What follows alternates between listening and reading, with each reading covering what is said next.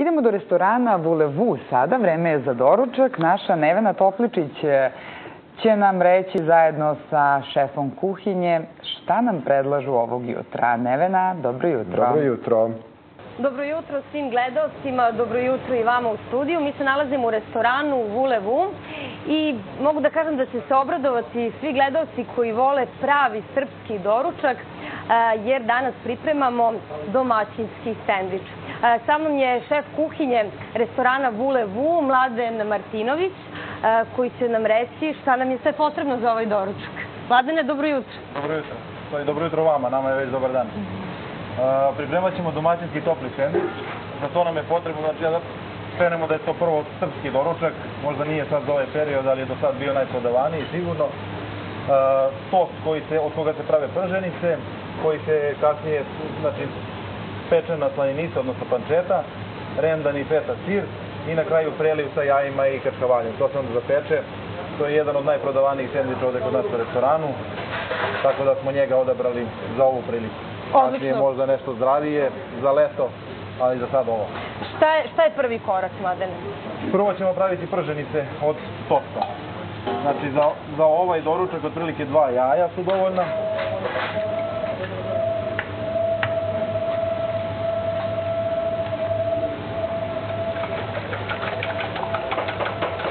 Ovo nema potrebe da se soli, pošto je slanica. Pančeta je već dovoljno slana. Pančeta je slana, da, tako da nećemo to da solimo. Ovo ćemo sada prebaciti na roštilj.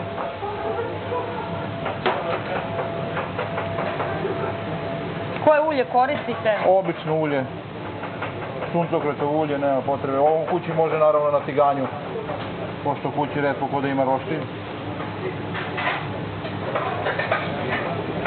Ali pretpostavljamo da je ukus poseban kada je na roštilju. A čim se zove domaćinski topli sendvič, znači verovatno da je ukus prva stvar. Izvanredno za početak dana. Da. Sa ovim bi se možda bili mirniji do kraja dana, s obzirom da je to dosta jako i kalorično. Prženice nema potrebe nešto mnogo da se prže, pošto to posle ide u rernu, da se zapeče zajedno sa tim sirom, pa će to da se dovrši na kraju rernu. Dobro, to je da kažemo i po želji, ko voli. Jeste, ko voli rešije malo, da, više pečeno ili manje. Namerno smo odabrali ovo jer je ovo jednostavnijih jela da bi gledaoci mogli kući da sami pripreme to. Koliko je vremena potrebno? Pa, otprilike za samu pripremu možemo 3 do 5 minuta i još da se ispeče jedno 5 minuta, tako da možete reći da je to neki brzi doručak. Znači, pred odlazak na posao može da se spremi ovaj domaćinski doručak. Mada za to možda bi vam više trebao kuvar kući da se ne bi od ovih mirisa nakupili pred posao, ali dobro, ko voli da kuva. Zato gledalci mogu da dođe ovde kod vas da probaju. Slajenica se isto opeče. Ovu slajenicu možete kući da imate isto ispečenu od prethodnog dana, jer ona će svakako posle u samom sendviču ponovo da se otopi i da se ugreje. Možda je nešto drugo adekvatno ukoliko nemamo kod kuće pančetu? Može bilo šta od tog suhomesnatog, znači bitno je nešto da je šunka, pečenica, pršuta. Sa pršutom je verovatno možda još lepše. Još ukusnije, da. Ali s obzirom da je ovo, da kažem, srpski sendvič, onda smo mi odabrali da to bude pančeta.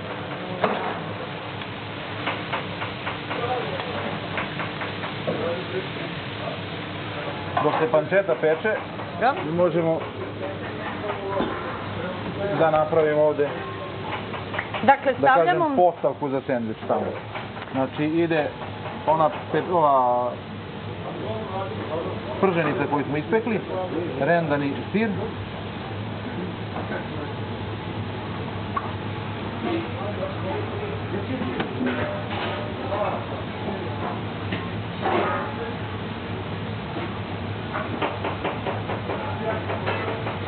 To je po želji, jel tako, ko voli više, manje, a imamo i kačkavalj za kasnije, jel tako? Da, sa njim se na kraju to napravi takozvani royal preliv. Slajenica je sad krskava.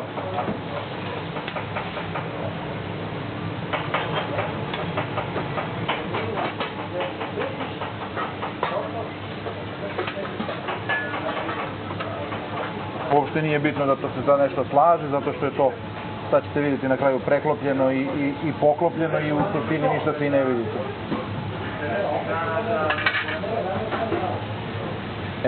I sada još jedno jaje za preliv. Kada se jaje prelije, to je spremno za jaje i kačkavalj, bilo koji kačkavalj, mi koristimo gaudu.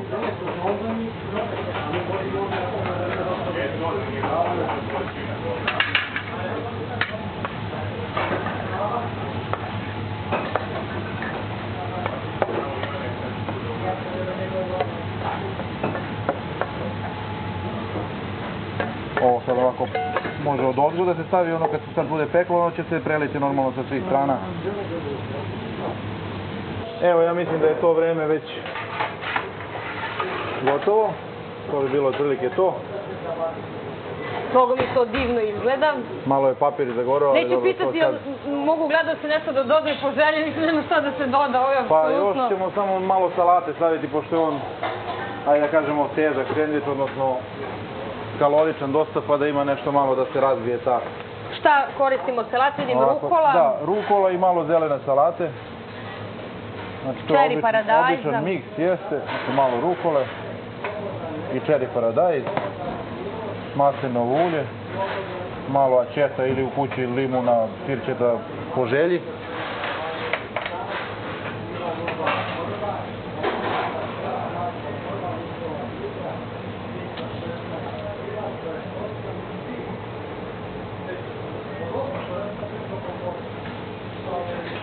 Boga mi, to mogu da budu i 2 porcije, ali pa da, on se isječe na pola da bi možda podelili s nekim. Često se ovdje u restoranu dešava da ljudi to dele.